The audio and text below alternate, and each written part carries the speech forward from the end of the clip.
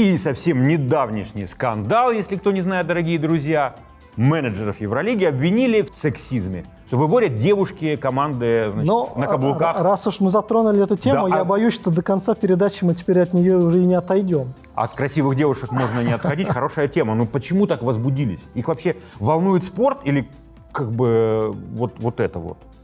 У меня вообще сомнения в адекватности в Европе людей вот конкретно на этом примере. Слушайте, ну на самом деле проблема здесь, тут нужно, получается, пояснять, чтобы все были в курсе, в чем история.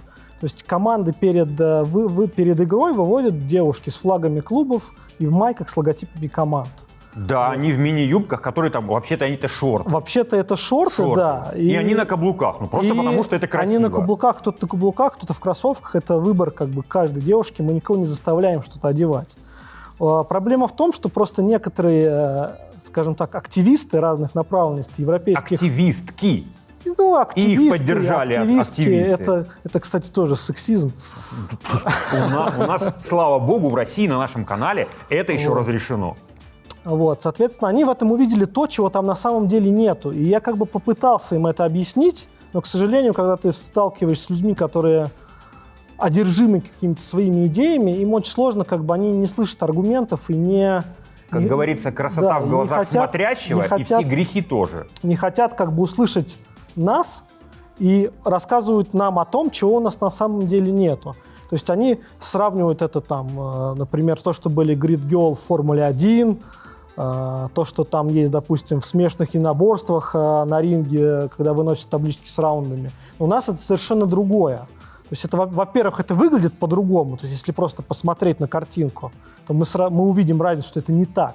А во-вторых, это просто обусловлено тем, что для того, чтобы было качественно, там, чтобы игра началась вовремя. Я сейчас просто углублюсь в технологию процесса. Как бы, нет, ну понятно, ну в общем... Чтобы игра началась вовремя, чтобы команды вышли куда им надо, когда им нужно, чтобы стояли по номерам, чтобы могли операторы их снять и показать на трансляции. А почему не дети? Потому что дети сами не поймут. Для этого... Почему не мужики? Потому что это тупо. Нет, потому что для этого... Это мне тупо. кажется, это тупо и некрасиво, а это красиво. Да, даже не в этом дело. Просто была придумана такая схема, что у нас есть протоколисты, которые ведут протокол игры, которые готовят все списки. И они же строят команды в нужное время и выводят. Но они должны быть во что-то одеты. То есть мы придумали, что вот есть майки. Во-первых, это майки, которые полностью закрывают тело с логотипами команд. Они несут флаг с логотипами команд. Все, дальше как бы, да, родились эти шорты, которые похожи на мини-юбку, и у кого-то кроссовки, у кого-то каблуки. Но это, опять же, просто было придумано для красивой картинки, и все. Для телезрителей, для трансляции. Да. Но фишка в том, что у европейцев даже скандала не получилось нормального. Они даже скандал не могут сделать. Я был уверен, что это раздуется, это хоть как-то всколыхнет, обратит внимание на подводный регби, и только в плюс играет. Даже это не получилось. Нет, ну, в нашем сообществе это была, конечно, заметная тема. То есть это обсуждалось на протяжении 2-3 недель. Там было написано, не знаю, несколько тысяч комментариев. Вот. В основном, как бы... казалось, шведы в основном будили. У них вот как-то это все, особенно остро они были возбуждены. Я даже не разбивал это там на нации, неважно. То есть я просто проанализировал, на самом деле, вот опять же, что важно сказать, если это там услышат в Европе, то, что я сделаю перевод и направлю это в нужный источник. Давай.